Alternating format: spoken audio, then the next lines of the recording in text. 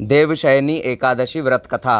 ब्रह्म वैवर्त पुराण में देवशयनी एकादशी के विशेष महात्म्य का वर्णन किया गया है। आषाढ़ मास के शुक्ल पक्ष की एकादशी को ही देवशयनी एकादशी कहा जाता है। इसी एकादशी से चातुर्मास का आरंभ माना जाता है। इस अवधि में कोई भी शुभ कार्य जैसे विवाह आदि नहीं किया जाता है। मान्यता है कि इस दिन से भगवान श्री हरि विष्णु क्षीर सागर में शयन करते हैं और फिर 4 माह बाद उन्हें उठाया जाता है। उस दिन को देवोत्थानी एकादशी कहा जाता है। इस बीच के अंतराल को ही चातुर्मास कहा गया है।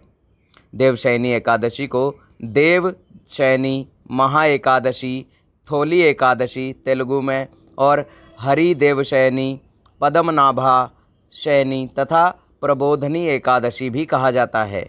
धर्मराज युधिष्ठिर ने कहा, हे केशव, आषाढ़ शुक्ल एकादशी का क्या नाम है? इस व्रत के करने की विधि क्या है और किस देवता का पूजन किया जाता है? श्री कृष्ण कहने लगे कि हे युधिष्ठिर, जिस कथा को ब्रह्मा जी ने नारद जी से कहा था वही मैं तुमसे कहता हूँ। एक बार देव ऋषि नारद जी ने ब्रह्मा जी से इस एकादशी के विषय में जानने की उत्सुकता प्रकट की। तब ब्रह्मा जी ने उन्हें बताया, सतयुग में मांधाता नामक एक चक्रवर्ती सम्राट राज्य करते थे। उनके राज्य में प्रजा बहुत सुखी थी, किंतु भविष्य में क्या हो जाए ये कोई नहीं जानता। इसीलिए वे भी इस बात से अनभिज्ञ थे कि उनके राज्य में शीघ्र ही भयंकर अकाल पड़ने वाला है। उनके राज्य में पूरे 3 वर्ष तक वर्षा न होने के कारण भयंकर अकाल पड़ा। इस अकाल से चारों ओर त्राही त्राही मच गई। धर्म पक्ष के यज्ञ, हवन, पिंडदान, कथा, व्रत आदि में कमी हो गई। जब मुसीबत पड़ी तो धार्मिक कार्यों में प्राणी की रुचि कहाँ रह जाती है। प्रजा ने राजा के पास जाकर अपनी वेदना की दुहाई दी। राजा तो इस स्थिति को लेकर पहले से ही दुखी थे। वे सोचने लगे कि आखिर मैंने ऐसा कौन सा पाप कर्म किया है जिसका दंड मुझे इस रूप में मिल रहा है। फिर इस कष्ट से मुक्ति पाने का कोई साधन करने के उद्देश्य से राजा सेना को लेकर जंगल की ओर चल दिए।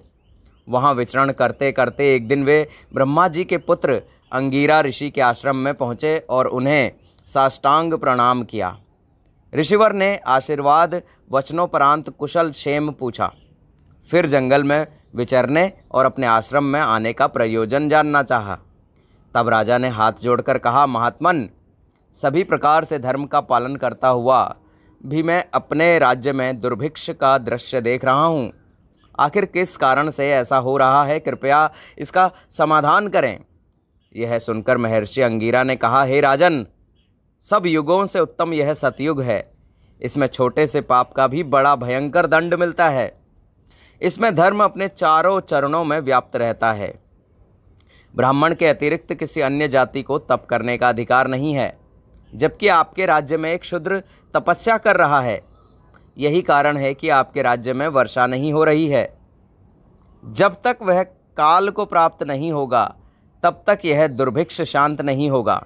दुर्भिक्ष की शांति उसे मारने से ही संभव है। किंतु राजा का हृदय एक नर अपराध शूद्र तपस्वी का शमन करने को तैयार नहीं हुआ। उन्होंने कहा, हे देव, मैं उस निरपराध को मार दूं, यह बात मेरा मन स्वीकार नहीं कर रहा है। कृपा करके आप कोई और उपाय बताएं। महर्षि अंगिरा ने बताया, आषाढ़ माह के शुक्ल पक्ष की एकादशी का व्रत करें। इस व्रत के प्रभाव से अवश्य ही वर्षा होगी। राजा अपने राज्य की राजधानी लौट आए और चारों वर्णों सहित पद्मा एकादशी का विधिपूर्वक व्रत किया। व्रत के प्रभाव से उनके राज्य में मूसलाधार वर्षा हुई और पूरा राज्य धन धान्य से परिपूर्ण हो गया। ब्रह्म वैवर्त पुराण में देवशयनी एकादशी के विशेष महात्म्य का वर्णन किया गया है। इस व्रत से प्राणी की समस्त मनोकामनाएं पूर्ण होती हैं। अंत में चैनल को ज़रूर सब्सक्राइब कर लीजिएगा दोस्तों।